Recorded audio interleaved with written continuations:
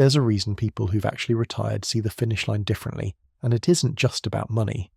But today, we're going deeper into something most people spend 40 years dreaming about, but rarely understand until they're living it. Imagine you're standing in your garage on a Monday morning. It's 7:15 a.m. For the last 35 years, you'd be backing out of the driveway right now, coffee in the cup holder, radio tuned to the news. But this morning you're standing still, in pajamas, the car isn't moving, and for the first time in decades, Monday morning belongs entirely to you. By today's standards, this moment should feel like victory, freedom, the reward you worked your whole life to earn. But standing there, you feel something nobody warned you about. A quiet, unsettling question. Now what? Let's start with something that's been sold to you since your very first paycheck. The retirement dream.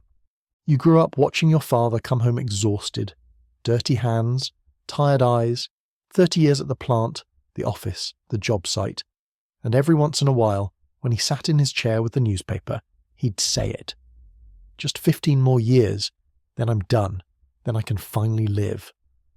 Retirement wasn't just a financial goal, it was the promised land, the light at the end of a very long tunnel.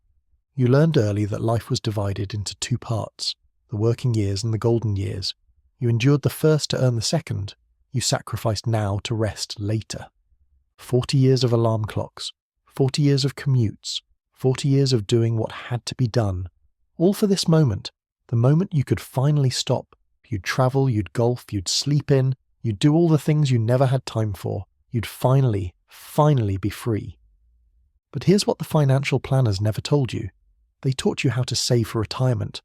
Nobody taught you how to be retired. Your last day of work arrived exactly as scheduled. You'd known it was coming for months, counted down, told everyone. The morning felt different. You got dressed in your work clothes one final time, same routine you'd done thousands of times before. But today, it meant something. This was the last time. Your co-workers threw you a party, cake in the break room, a card everyone signed, speeches about your years of service. They gave you a plaque. Everyone smiled and said congratulations. You cleaned out your desk. 30 years fit into 2 cardboard boxes, photos, coffee mug, that award from 1997, all of it going home with you. And then you walked out, through the doors, across the parking lot into your car. You sat there for a moment, keys in your hand, and felt something you didn't expect. Not relief, not joy, something closer to vertigo. For 40 years you knew exactly where you needed to be at 8 a.m. Monday morning, and starting tomorrow, you didn't. Monday morning arrived. Your eyes opened at 6:15 a.m., same as always. 40 years of habit doesn't disappear overnight. But you didn't get up. You stayed in bed. Because you could. This was freedom. Except lying there, you felt restless. Your body knew it was supposed to be doing something. Your mind was already running through the day's tasks. Except there were no tasks. You got up, made coffee. The house was quiet. You stood in the kitchen, cup in hand, and looked at the clock. 7:30 a.m. on a Monday. You had nowhere to be, nothing you had to do. The entire day stretched ahead of you like an empty road with no destination. This was supposed to feel amazing. You'd earned this. So why did it feel so strange? You read the paper, all of it. It took 45 minutes. Now what? It was 8:30 a.m. You turned on the TV, daytime television, game shows, talk shows. You'd never watched these before. You'd been at work when they aired. By noon, you'd reorganized the kitchen drawer, checked your email 3 times, called your buddy who retired last year. He didn't answer, probably golfing. You made lunch, ate it, put the plate in the dishwasher. It was 12:30, 6.5 hours until dinner. This was day 1. The first week people asked how retirement was. It's great, you'd say, getting used to it, relaxing. You weren't lying exactly, you were trying to convince yourself. By week 2, you'd established a routine. Coffee, breakfast, reading, some kind of project, lunch, errands or golf, home by dinner. It looked like retirement, it felt like marking time. Your spouse would come home from work and ask about your day. You'd give the same answer. Not much. You? Their day was full of stories, problems at work, drama, purpose. Your day was organising the garage again. You'd go to the grocery store on a Wednesday at 10 a.m. The place was full of retirees, moving slowly, reading every label, taking their time because time was all they had. You'd never been one of them before. You were the guy who rushed through on Saturday with a list, efficient, purposeful. Now you were the one reading cereal boxes, not because you cared, because you had nowhere else to be. Here's what nobody tells you about retirement. For 40 years, when someone asked, "What do?" you had an answer. You were an accountant, a teacher, an engineer, something. That answer came with identity, with purpose, with a clear understanding of your role in the world. Now, when someone asks, "What do?" you say, "I'm retired." And the conversation stops, because retired isn't what you do, it's what you don't do anymore. You started noticing how much of your identity was tied to your work. The stories you told were work stories. The friends you saw were work friends. The structure of your life had been built around the work calendar, and now it was gone. You'd meet new people. "What do?" "I'm retired. I used to be in manufacturing 35 years. "Oh, congratulations, enjoying it?" "Yeah, it's great, playing lots of golf." And then they'd move on to someone else, someone who still did something. You felt invisible, not because people were rude, because you'd become a past tense. You used to be someone. Now you were someone who used to be. It took 6 months before you understood what was happening.